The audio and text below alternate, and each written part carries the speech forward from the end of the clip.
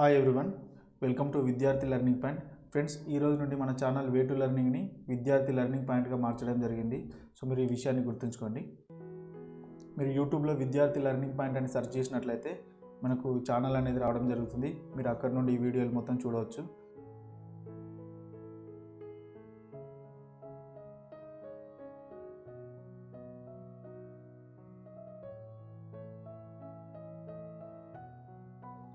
ఈరోజు మనం ఈ వీడియోలో 2017 టెట్లో మ్యాథమెటిక్స్ కాంటెంట్ నుండి వచ్చినటువంటి ప్రశ్నల్ని మనం ఇప్పుడు డిస్కస్ చేద్దాం.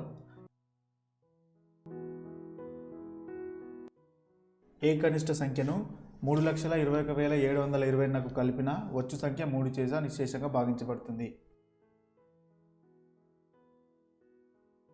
ఈ క్వశ్చన్కి మనం సింపుల్గా చేయాలంటే ఫస్ట్ ఆఫ్ ఆల్ మనకు బాధ్యనీత సూత్రాలపైన అవగాహన ఉండాలి. మనకు 3 యొక్క బాధ్యనీత సూత్రం తెలిసినట్లయితే ఈ క్వశ్చన్కు ఆన్సర్ అనేది ఈజీగా చేయవచ్చు. మనకు 3 యొక్క బాధ్యనీత సూత్రం ఏం చెప్తుందంటే, ఏ సంఖ్యలోని అంకెల మొత్తం కలిపినప్పుడు వచ్చు సంఖ్య అనేది 3 యొక్క లబ్ధమైనట్లయితే ఆ సంఖ్య 3 చేత నిశ్శేషంగా భావించబడుతుంది అనేది మనకు ఈ 3 యొక్క బాధ్యనీత సూత్రం చెప్తుంది.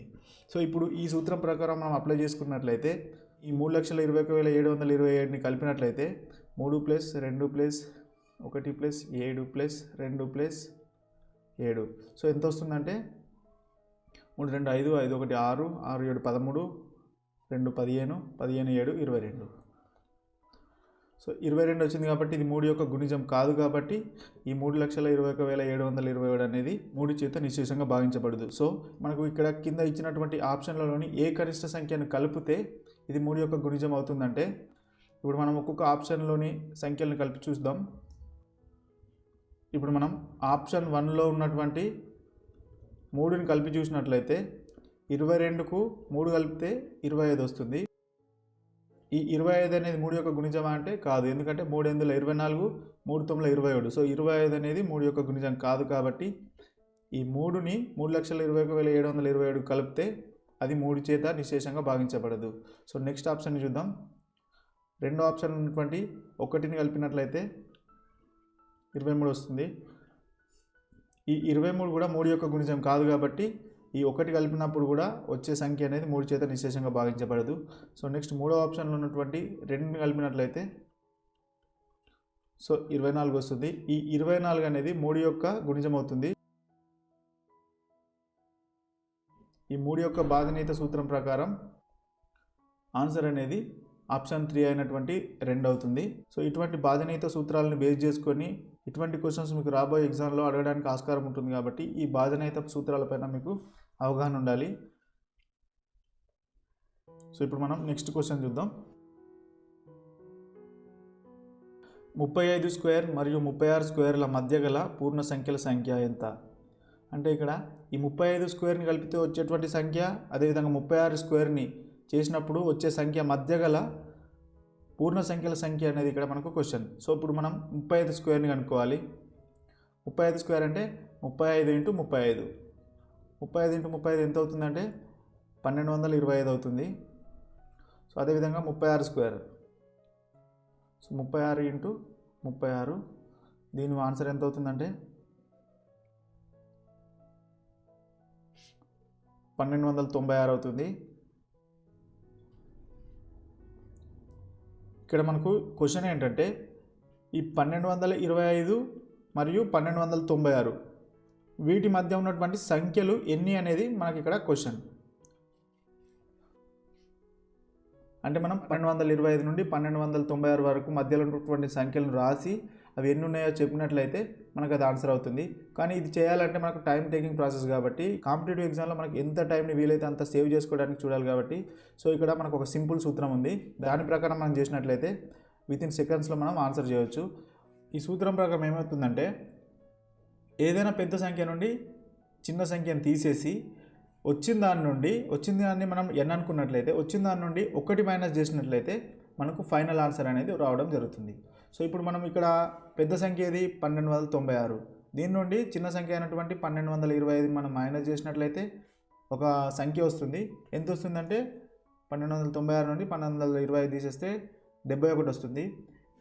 ఇక్కడ ఈ వచ్చినటువంటి 71 నుండి మనం 1 మైనస్ చేసినట్లయితే వచ్చేది మనకు ఫైనల్ ఆన్సర్.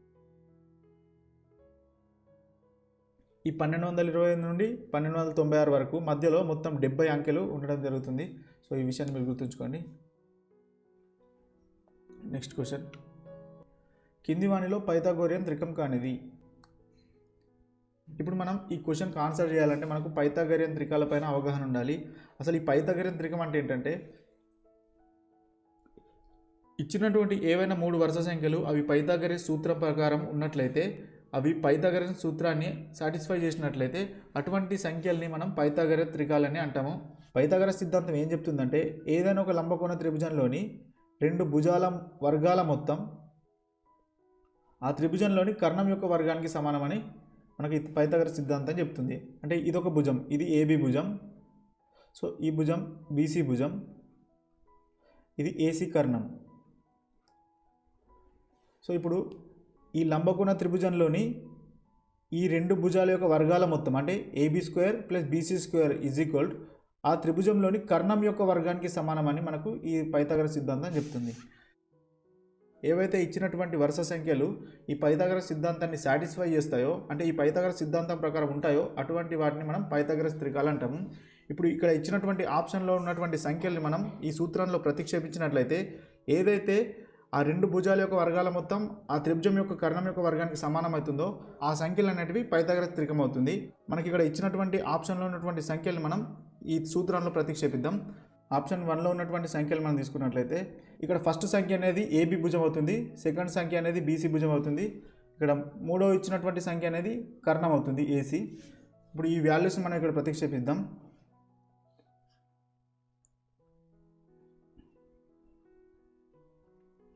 ఆరు 8 12 AB square plus BC square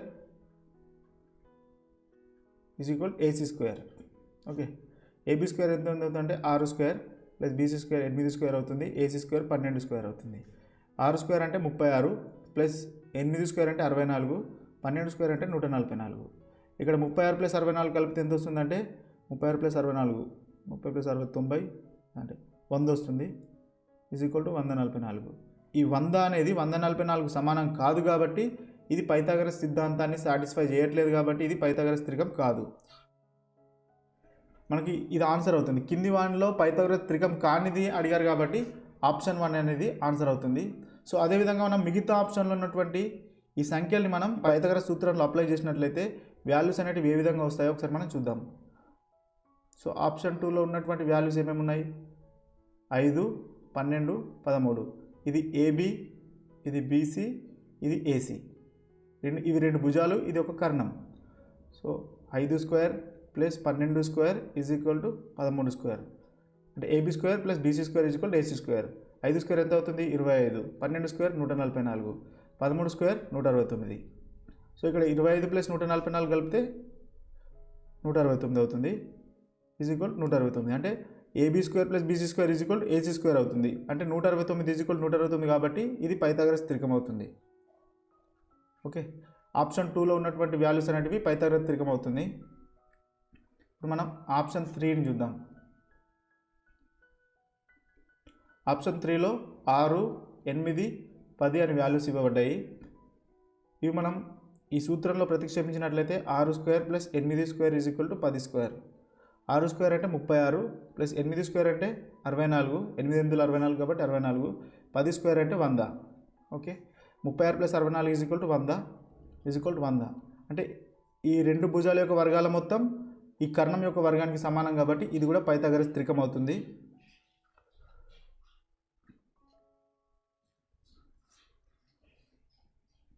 ఇప్పుడు మనం ఆప్షన్ 4ని చూద్దాం. ఆప్షన్ 4లో 7 24 25 అనే వాల్యూస్ ఇవ్వబడ్డాయి.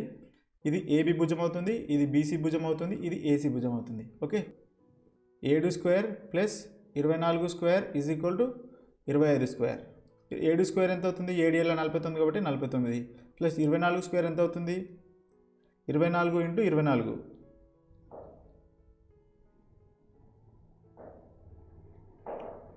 576 అవుతుంది. సో 25 ఇంటూ 25 ఎంత అవుతుంది? 625.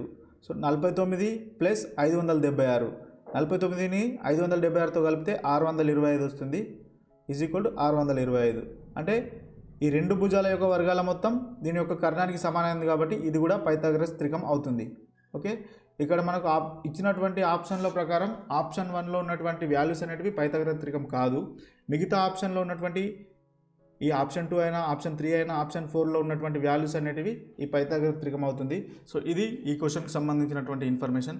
ఇటువంటి క్వశ్చన్స్ మీకు ఎగ్జామ్లో వచ్చినప్పుడు మీరు ఈ పైథాగరస్ సూత్రాన్ని గుర్తుంచుకొని ఈ సూత్రంలో మీరు వాల్యూస్ని అప్లై చేసినట్లయితే మీరు ఈజీగా ఆన్సర్ చేయగలుగుతారు. ఓకే, నెక్స్ట్ క్వశ్చన్ చూద్దాం. 32.75 సెంటీమీటర్ పొడవు గల ఒక గాజు కడ్డీ విరిగి 3 ముక్కలైంది. 2 ముక్కల యొక్క పొడవులు 7.05 సెంటీమీటర్లు మరియు 12.325 సెంటీమీటర్లు అయినా మూడవ ముక్క యొక్క పొడవు ఎంత? సో ఈ క్వశ్చన్ని మనం సింప్లిఫై చేసినట్లయితే ఇది ఒక గాజు కడ్డీ, దీని యొక్క పొడవు ఎంత ఇచ్చారంటే 32.75 సెంటీమీటర్లు. ఓకే, ఇది విరిగి 3 ముక్కలైంది. సో ఇదొక ముక్క, ఇదొక ముక్క. ఈ ముక్కని మనం ఏ అనుకుందాం, ఈ ముక్కని మనం బి అనుకుందాం, ఈ ముక్కని మనం సి అనుకుందాం. ఓకే, ఇక్కడ క్వశ్చన్లో 2 ముక్కల యొక్క పొడవులు ఇవ్వడం జరిగింది. ఈ మూడవ ముక్క యొక్క పొడవుని మనం కనుక్కోవాలి. ఓకే, మొదటి ముక్క యొక్క పొడవు ఎంత అంటే 7.05 సెంటీమీటర్లు. సో రెండవ ముక్క యొక్క పొడవు ఎంత అంటే 12.325 సెంటీమీటర్లు. ఓకే, మనం ఇప్పుడు ఈ సి ముక్క యొక్క పొడవుని మనం కనుక్కున్నట్లయితే మొత్తం ఈ గాజు కడ్డీ యొక్క పొడవు ఎంత ఉండే అంటే 32.75 సెంటీమీటర్లు. ఇప్పుడు మనం ఈ ఏబి ముక్కల పొడవుని కలిపి చూద్దాం. సో 12.325 ప్లస్ 7.05 5 2 5 7 అవుతుంది. 303.9.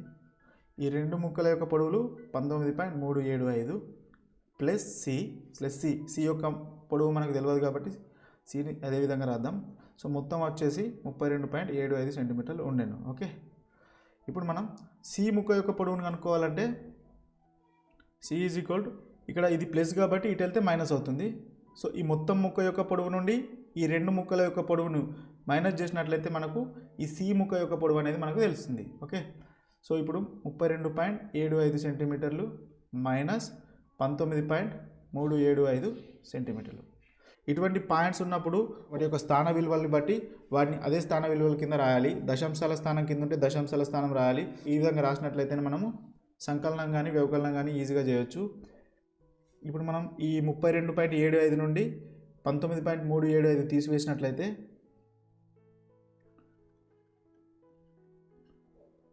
మైనస్ 19.375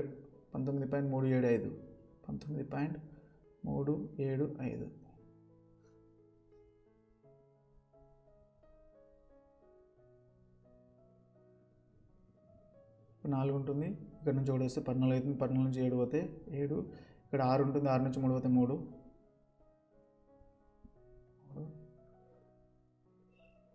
సో ఇక్కడ ఆన్సర్ అనేది 13.375.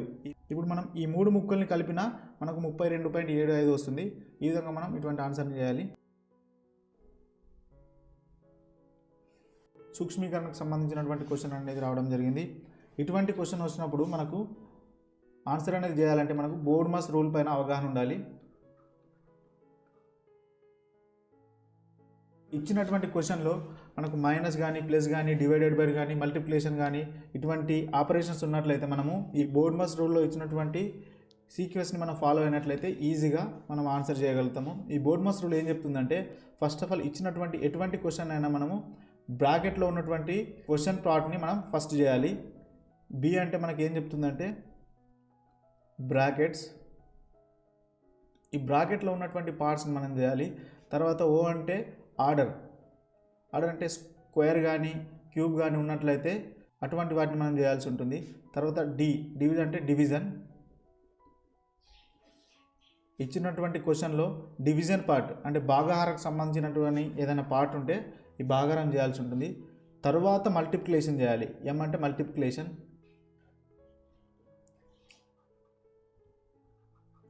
నెక్స్ట్ అడిషన్, ఫైనల్గా సబ్స్ట్రాక్షన్.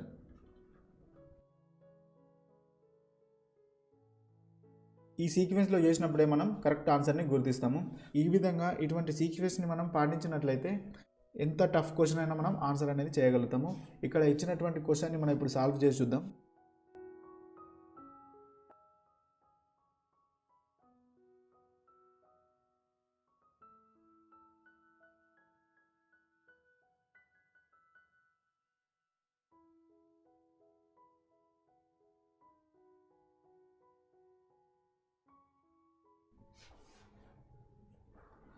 ఇక్కడ మీరు ఒక విషయాన్ని గుర్తుంచుకోవాలి, అది ఏ క్వశ్చన్లో అయినా ఈ విధంగా డిఫరెంట్ టైప్స్ ఆఫ్ బ్రాకెట్స్ ఉన్నప్పుడు మనం ఫస్ట్ ఆఫ్ ఆల్ ఏం చేయాలంటే స్మాల్ బ్రాకెట్లో ఉన్నటువంటి దత్తాంశాన్ని మనం ఫస్ట్ సూక్ష్మీకరించాలి, తర్వాత కర్లీ బ్రాకెట్లో ఉన్నటువంటి దత్తాంశాన్ని మనం సూక్ష్మీకరించాలి, ఫైనల్గా ఈ స్క్వేర్ బ్రాకెట్లో ఉన్నటువంటి దత్తాంశాన్ని మనం సాల్వ్ చేయాలి. సో ఇక్కడ ఈ బ్రాకెట్లు 3 రకాలుగా ఉంటాయి జనరల్గా. దీన్ని మనం స్మాల్ బ్రాకెట్ అంటాం, దీన్ని కర్లీ బ్రాకెట్ అంటాం, దీన్ని స్క్వేర్ బ్రాకెట్ అంటాం. ఇదే సీక్వెన్స్ ప్రకారం మనం ఫాలో కావాలి. ఫస్ట్ ఆఫ్ ఆల్ ఇక్కడ మనకు స్మాల్ బ్రాకెట్లో ఉంది, దీన్ని మనం సాల్వ్ చేయాలి. తర్వాత ఇది కూడా స్మాల్ బ్రాకెట్ కాబట్టి దీన్ని సాల్వ్ చేయాలి. మళ్ళీ ఈ కర్లీ బ్రాకెట్లో ఉన్నటువంటి సాల్వ్ చేయాలి. ఫైనల్గా ఈ స్క్వేర్ బ్రాకెట్లో ఉన్నదాన్ని సాల్వ్ చేయాలి. సో ఈ బ్రాకెట్ రూల్ కూడా మనం పాటించాల్సి ఉంటుంది. ఇప్పుడు మనం ఆన్సర్ని సాధించే ప్రయత్నం చేద్దాం. ఇక్కడ స్మాల్ బ్రాకెట్లో -6 ఉంది కాబట్టి, సో ఇక్కడ మైనస్ ఉంది కాబట్టి మైనస్ ఇంటూ మైనస్ ప్లస్ అవుతుంది. మిగతాది యాజ్ ఇట్ ఈస్గా రాసుకుందాం. ఇప్పుడు ఆ బ్రాకెట్ని మనం రిమూవ్ చేసేసినాం.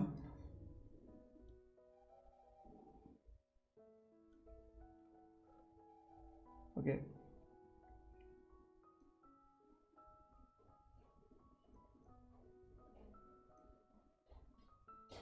నెక్స్ట్ ఏం చేయాలంటే ఈ స్మాల్ బ్రాకెట్లో ఉన్నటువంటి ఈ ప్రాబ్లమేటిక్ పార్ట్ని మనం సాల్వ్ చేయాలి.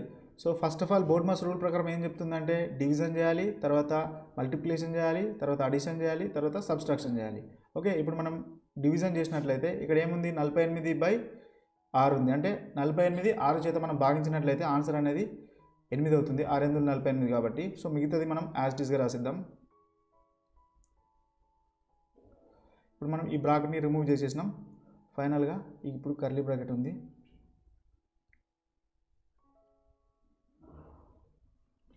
ఇప్పుడు మనం ఈ పార్ట్ని మనం సాల్వ్ చేద్దాం. ఓకే, ఇప్పుడు ఏం చేయాలి, డివిజన్ అయిపోయింది. ఇక్కడ డివిజన్ అనేది ఏం లేదు కాబట్టి నెక్స్ట్ మల్టిప్లికేషన్ చేయాలి. మల్టిప్లికేషన్ ఏ పార్ట్ ఉంది, 4 × 3 ఉంది. సో 12 అవుతుంది.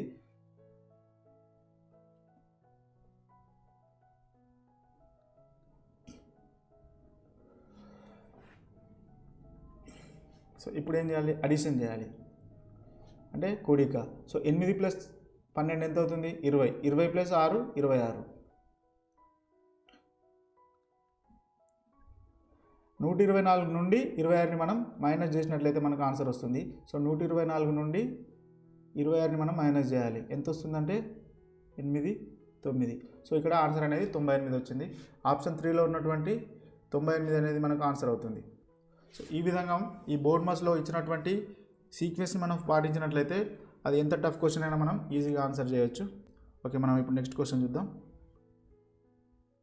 12 సంవత్సరాల తరువాత దేవసేన వయస్సు ప్రస్తుత వయస్సునకు 4 రెట్లు అయినా ప్రస్తుత వయస్సు సంవత్సరాల్లో ఎంత అనేది ఇక్కడ మనకు క్వశ్చన్. ఓకే, ఇక్కడ మనకు దేవసేన యొక్క ప్రస్తుత వయస్సు అనేది మనకు ఇక్కడ ఈ క్వశ్చన్లో ఇవ్వడం లేదు. మనకి ఏమి ఇచ్చారంటే దేవసేన వయస్సు ప్రస్తుత వయస్సునకు 12 సంవత్సరాల తర్వాత 4 రెట్లు అని మనకు క్వశ్చన్లో ఇవ్వడం జరిగింది. అంటే మనం ప్రస్తుత వయస్సుని x అనుకుందాం.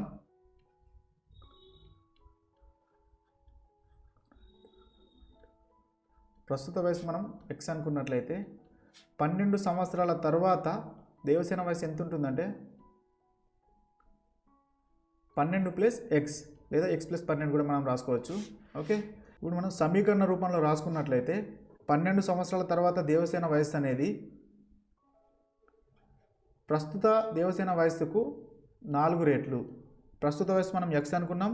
ఈ ప్రస్తుత వయస్సునకు 12 సంవత్సరాల తర్వాత వయస్సు అనేది 4 రెట్లు అని మనకి ఇక్కడ క్వశ్చన్లో ఇవ్వడం జరిగింది. సో ఇప్పుడు మనం కనుక్కోవాల్సింది ఏంటంటే ప్రస్తుత వయస్సుని మనం కనుక్కోవాలి. సో ఇప్పుడు మనం సాల్వ్ చేసినట్లయితే ఏమవుతుందంటే x + 12 = 4x. ఓకే, ఇక్కడ x అనేది ప్లస్లో ఉంది కాబట్టి ఇటు వెళ్తే మనకు మైనస్ అవుతుంది. 12 = 3x. మనం ఈ విధంగా కూడా రాసుకోవచ్చు. 3x is equal to 12. So x ఏమవుతుంది, x ఈజ్ ఈక్వల్ టు 12/3. 3 1 3 4 అంటే ప్రస్తుత వయసు అనేది ఎంత అవుతుందంటే 4 సంవత్సరాలు అవుతుంది. ఓకే, ఇక్కడ ఆప్షన్ 2లో ఇచ్చినటువంటి 4 years అనేది మనకు ఇక్కడ ఆన్సర్ అవుతుంది. కింది దత్తాంశంలో వృత్తారేఖ చిత్రాన్ని గీయగా గణితము మార్కులను సూచించు సెక్టార్ యొక్క కోణం. ఒక విద్యార్థికి సంబంధించి వివిధ సబ్జెక్టులో వచ్చినటువంటి మార్క్స్ని మనకి ఇక్కడ టేబుల్ రూపంలో ఇవ్వడం జరిగింది. తెలుగులో 17 మార్కులు వచ్చినాయి, ఇంగ్లీష్లో 20, గణితంలో 18, సామాన్య శాస్త్రంలో 16, సాంఘిక శాస్త్రంలో 19 మార్క్స్ అనేవి రావడం జరిగింది. ఈ మార్క్స్ అన్నింటికి మనం వృత్తంలో సెక్టార్ గీసినట్లయితే ఈ గణితం యొక్క సెక్టార్ కోణం అనేది ఎంత ఉంటుంది అనేది ఇక్కడ మనకు క్వశ్చన్. మనం వృత్తం తీసుకున్నట్లయితే వృత్తం యొక్క కోణం ఎంత ఉంటుందంటే 360 డిగ్రీలు ఉంటుంది. ఓకే, ఈ వృత్తంలో మధ్యలో ఉన్న దాన్ని మనం వృత్త కేంద్రం అంటాము. ఈ వృత్త కేంద్రం నుండి వృత్త పరిధికి గీసినటువంటి దాన్ని మనం వ్యాసార్థం అంటాం. రెండు వ్యాసార్థాల మధ్య ఉన్నటువంటి ఈ ప్రాంతాన్ని మనం సెక్టార్ అంటాం. ఓకే, ఇక్కడ ఉన్నటువంటి కోణాన్ని మనం సెక్టార్ చేసే కోణం అని పిలుస్తాం.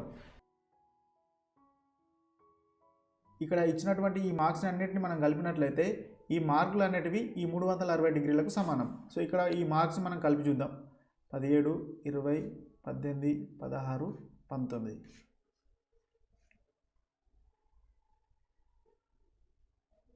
సో మొత్తం మార్క్స్ వచ్చేసి 90 మార్కులు అవుతుంది. ఈ 90 మార్కులు అనేటివి ఈ వృత్తం యొక్క 360 డిగ్రీలకు సమానం.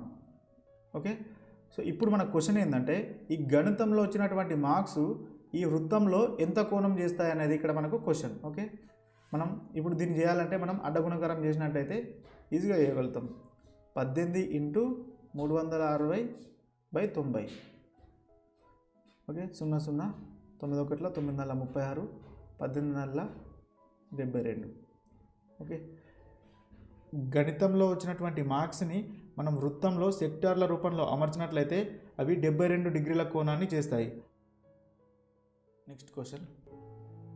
ఒక సమలంబ చతుర్భుజంలో సమాంతర భుజాల నిష్పత్తి 2:5 మరియు సమాంతర భుజాల మధ్య దూరం 10 సెంటీమీటర్లు, దాని వైశాల్యం 350 చదరపు సెంటీమీటర్లు అయినా దాని సమాంతర భుజాల పొడవులు సెంటీమీటర్లలో. ఇది సమలంబ చతుర్భుజం. ఈ సమలంబ చతుర్భుజంలో రెండు భుజాలు అనేటివి సమాంతరంగా ఉంటాయి. మనకి ఇక్కడ క్వశ్చన్లో ఈ రెండు భుజాల యొక్క పొడవులు అనేటివి 2:5లో ఉంటాయని మనకు ఇక్కడ ఇవ్వడం జరిగింది. సో దీన్ని మనం 2x అనుకుందాం, దీన్ని మనం 5x అనుకుందాం. సో ఇది ఏ భుజం, ఇది బి భుజం అనుకున్నట్లయితే ఇది 2x, ఇది 5x అవుతుంది. ఇక్కడ మనకు ఇదే క్వశ్చన్లో ఈ సమలంబ చతుర్భుజం యొక్క వైశాల్యం కూడా ఇవ్వడం జరిగింది. ఎంత ఉందంటే 350 చదరపు సెంటీమీటర్లు ఉంది. సో అదేవిధంగా ఈ రెండు భుజాల మధ్య ఉన్నటువంటి ఎత్తును కూడా మనకు ఇవ్వడం జరిగింది. ఇది 10 సెంటీమీటర్లు ఉంది. సమలంబ చతుర్భుజం యొక్క వైశాల్యానికి మనకు సూత్రం తెలుసు, 1/2h × a + b. ఓకే, ఇక్కడ మనం ఏబీలు అనేటివి ఈ రెండు భుజాల యొక్క పొడవులు. ఓకే, ఈ పొడవులు అనేవి ఏ విధంగా ఉన్నాయంటే 2:5 నిష్పత్తిలో ఉన్నాయి. ఇప్పుడు ఈ వాల్యూస్ మనం ఈ సూత్రంలో ప్రతిక్షేపించినట్లయితే 1/2h ఎంత ఇచ్చారు, 10 సెంటీమీటర్లు, a + b 2x + 5x. Okay, 1/2 × 10 × 7x. Next ఏమవుతుంది, 1/2 × 10 × 7 ఏమవుతుంది, 70. So 70x. ఇక్కడ మనకు వైశాల్యం ఎంత ఇచ్చారు, 350 చదరపు సెంటీమీటర్లు. ఓకే, సో ఇప్పుడు ఏమవుతుంది ఫైనల్గా అంటే దీన్ని మనం ఇక్కడ రాద్దాం. ఓకే, వైశాల్యం is equal to 1/2 × 70x. Okay, 350 is equal to 1/2 అంటే 1/2 35లో పోతుంది, 35x. ఓకే, దీన్ని మనం ఈ విధంగా రాయొచ్చు, 35x is equal to 350, x is equal to 350/35. 35 1 35 10 అంటే x ఈజ్ ఈక్వల్ టు మనకు 10 రావడం జరిగింది. ఇక్కడ మనకు x వాల్యూ అనేది 10 రావడం జరిగింది. ఇప్పుడు మనం ఈ x వాల్యూని ఈ పొడవులలో మనం ప్రతిక్షేపించినట్లయితే 2x ఈజ్ టు 5x అంటే 2x అంటే 2 × 10, 5 × 10 20, 50. దీన్ని మనం ఏ అనుకున్నాం, దీన్ని మనం బి అనుకున్నాం. ఏ భుజం యొక్క పొడవు వచ్చేసి 20 సెంటీమీటర్లు, బి భుజం యొక్క పొడవు వచ్చేసి 50 సెంటీమీటర్లు. ఓకే, ఇక్కడ ఆప్షన్ 3లో ఇచ్చినటువంటి వాల్యూస్ అనేటివి మనకు కరెక్ట్ ఆన్సర్ అవుతుంది. ఇది మొదటి భుజం యొక్క పొడవు, ఇది రెండవ భుజం యొక్క పొడవు. సో 20 సెంటీమీటర్లు, 50 సెంటీమీటర్లు.